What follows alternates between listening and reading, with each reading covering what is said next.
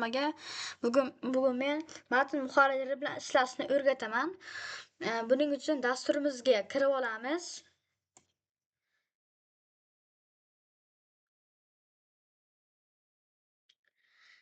Va mana dasturimizga kirib oldik. Bunda masalan qanaqadir matn men o'zbekistonlikman deb yozamiz.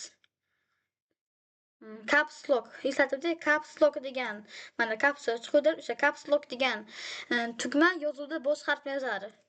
Caps lock bo'lsa yozamiz. Caps lock o'chirsa yana kichkina harfda yozib qo'yiladi. Bo'lsa kichkina harfda davom etadi. Men yozamiz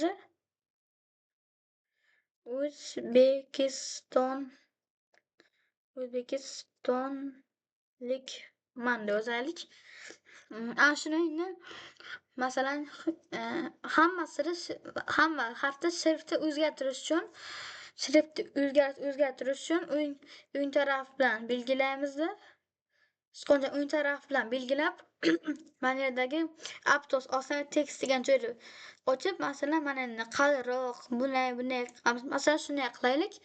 Keyin bu hamma yozuvda kattalashtirish ko'rsataman. Buning uchun kattalashtirishni, yaqinlashtirgan kattalashtirishni mana yerda 12 razmeri. O'shaning ichida masalan 36 qilaman. 36 qilsam va katta bo'ldi.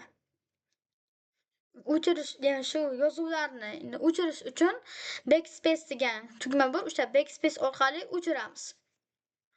Mana backspace degan tugma bor. O'sha backspace degan tugma bilan o'chiramiz. Agar masalan hammasi o'chirmoqchi, birdan o'chirmoqchi bo'lsak, bitta emas. Hammasi birdan o'chirmoqchi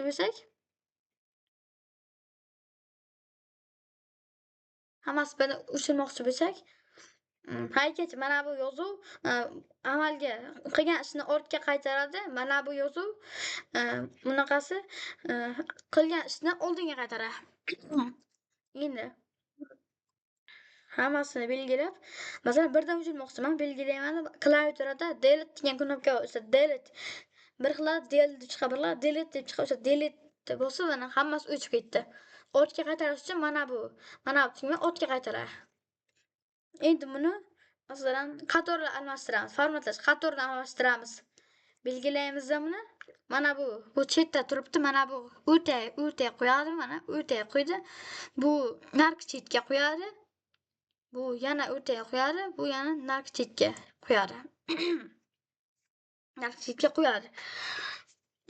Endi masalan formatlash, ya'ni rangini o'zgartirish ko'rsataman. Buning uchun harf rangini masalan qizil qilay. Ana shu bosamiz, mana harfchaning tagida qizil turib, o'shani bosganimizdan keyin masalan qizil tanlayman. Qizil bosdim. Yana bitta formatlash qismi. Endi buni qalinroq qilamiz. Yana belgilab, mana endi J knopkasini bosamiz kirilcha. J ni bossak va yanaroq mukammalroq qalinlashdi. Endi yana belgilab K yotqizilgan K ni bossak va mana ne bo'lib chiqadi. Mana qiyshiq bo'lib chiqadi. Agar ikkalasini o'chirsak, xuddi oldingidek. Endi buni mana bu cheni bossak, tagiga chiziq paydo bo'ladi. Endi buni saqlash uchun mana yerdagi X degan knopkacha bor. O'sha knopkani bosamiz va mana yerda отменяni bossak, hech nima bo'lmaydi. Ne saqlanayapti bossak, saqlanmasdan chiqib ketadi. Men saqlanayapti qilmoqchiman. Saqlanayapti bossak, haqiqiy ravishda saqlanadi, avtomatik ravishda.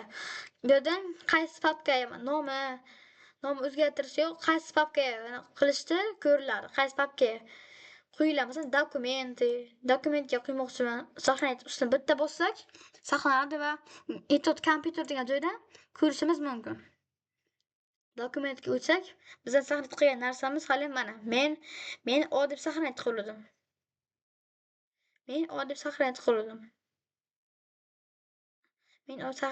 Mana o'sha chiqib keldi.